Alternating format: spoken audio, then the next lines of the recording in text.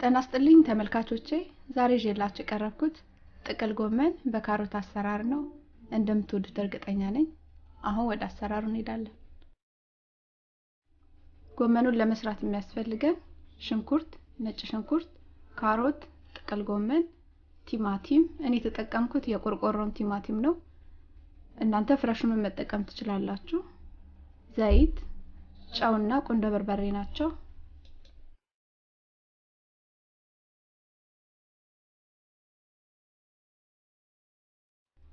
በጋለ ድስት ላይ ሽንኩርትና ነጭ ሽንኩርቱን አስገባና በራሱ ውሃ በስለዋለሁ ሽንኩርቱ ውሃውን በደንብ ከመጠጠ በኋላ ዘይት አስገባና አቁላላዋለሁ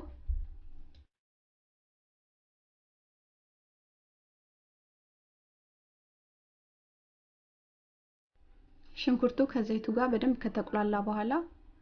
ቲማቲሙና ካሮቱን አስገብቼ አንድ ላይ አቁላላዋለሁ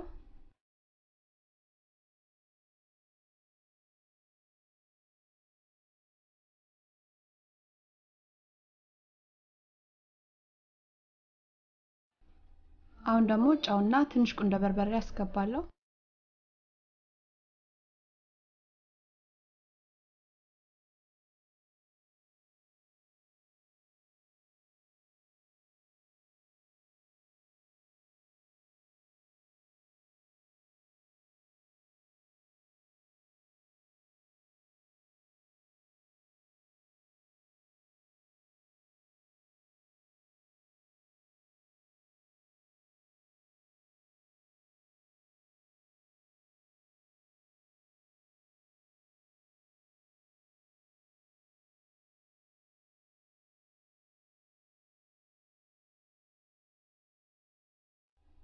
ቲማቲምና ካሮቱ በደንብ ከተቁላላልን በኋላ ጥቅል ጎመኑን አስገብተን አብረን እናበስለዋለን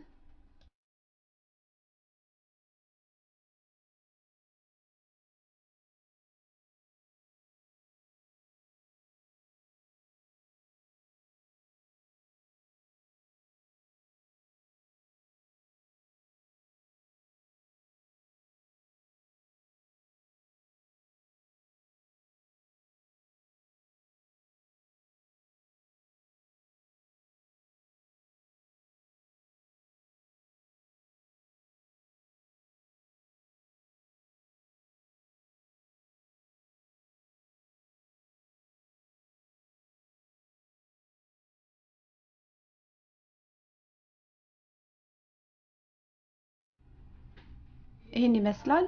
ምርጥና የሚጣፍጥ ጥቅል ጎመን በካሮት አሰራር እንደወደዳችሁት እርግጠኛ ነኝ አስተያየት ጥያቄ ካላችሁ ቀበላለሁ